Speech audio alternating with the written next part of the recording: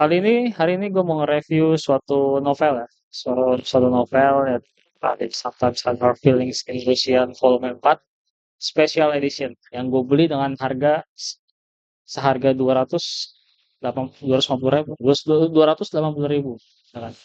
Dan tentunya anjing gue lupa bawa novel lah, kita sini dah. Gak apa-apa, gak apa. Ini masuk ke frame aja nggak apa. Kita cut to cut tuh dikit ini kita mencoba untuk serialistis.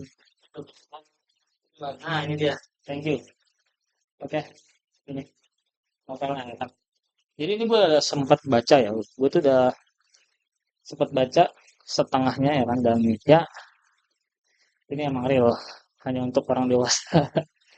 Dari halaman 1 sampai 40 itu gue tuh agak sedikit jijik ya, tapi ya gue enjoy dengan beberapa scene-scene yang dihadirkan.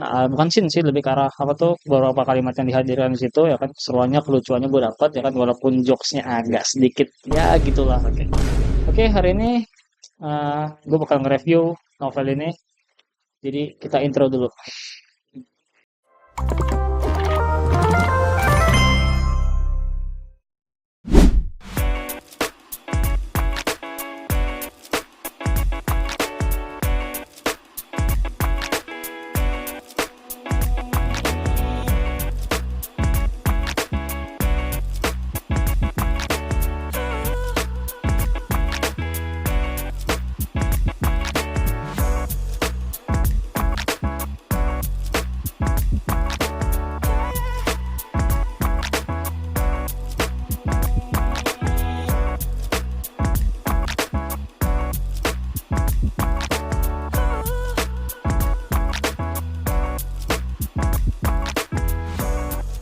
Oke semuanya, balik lagi sama gue Bimar Chef ya kan. Di konten kali ini ya seperti gue jelaskan tadi ya, gue mau nge-review suatu komik ya kan. Nah ini gue udah berapa kali ngomong review komik, review novel, dan ya hari ini baru kesampaian ya. Sebelumnya gue tuh dapat request dari orang kan, untuk mereview novel ini gitu, dan gue baru bisa tag videonya hari ini ya kan. Pertama-tama gue ingin mengucapkan selamat Hari Raya Idul Fitri bagi kalian yang sudah berpuasa selama sebulan ya kan, ya congratulations buat kalian ya kan, di hari kemenangan ya kan, bermaaf-maafan dan lain-lain, dan tentunya gue masih bisa memaafkan semua kesalahan-kesalahan yang ada pada buku ini. Kalau mau tahu masih ada ya kan beberapa yang harus revisi, masih ada beberapa typo dari PGI ya kan, walaupun kualitasnya bisa dibilang sangat bagus, tapi jujur banyak banget yang ya gitu. Tapi gue senang banget di buku ini tuh untuk kutipan-kutipan ya kan, kutipan-kutipan dan lain-lain tuh mereka tuh menjelaskan dengan cara yang sangat baik gitu daripada sebelumnya gitu kan. Contoh, nah, gitu ya, nah seperti di kutipan pertama, dalam teks asli Yuki memanggil Masachika dengan Oni-chan sama, panggilan kakak laki-laki yang diikuti honorific sama. Nah kalau kalian tahu ya, yang belakangan sama itu lebih ke arah ketuan. Kalau misalkan kalau kalian memanggil seseorang yang derajatnya lebih tinggi ke kalian,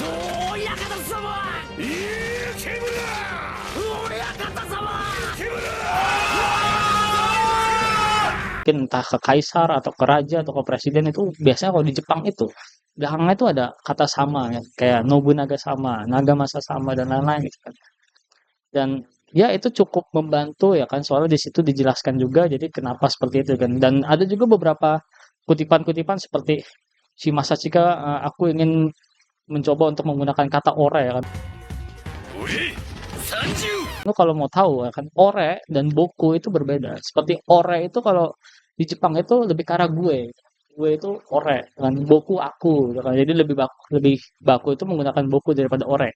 Ore sama, ore sanjo, ore seperti itulah ya kan. Jadi bisa dibilang buku ini nih ada pengetahuannya juga walaupun sedikit ya kan, tapi lebih banyak yang tidak selamanya kan. Dan gue baru baca setengah soalnya banyak banget yang harus gue baca ya kan. Gue nggak sempet baca ini semua full ya kan, ya kan. Dan kalau lo mau tahu ya, tampilan depan buku ini tuh seperti ini.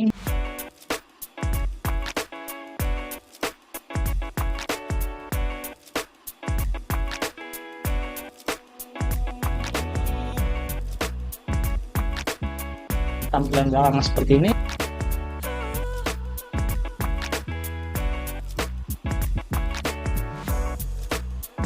Dan tampilan sampingnya seperti ini.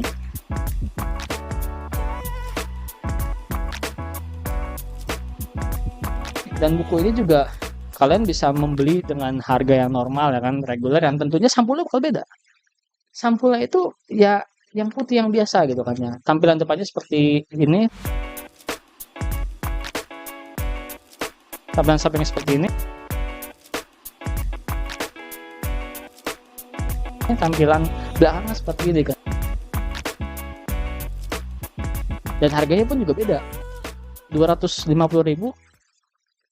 berbanding dengan 108.000. Gue revisi dulu. Gue lupa harganya berapa, tapi kurang lebih di bawah 100 kita baca itu. Oh ya, 108.000 lebih mahal daripada yang sebelumnya, volume 1 atau volume 2. Dan gue juga menemukan sesuatu kelebihan dari buku ini yang menurut gue kualitas kertasnya itu lebih tebal daripada buku-buku sebelumnya.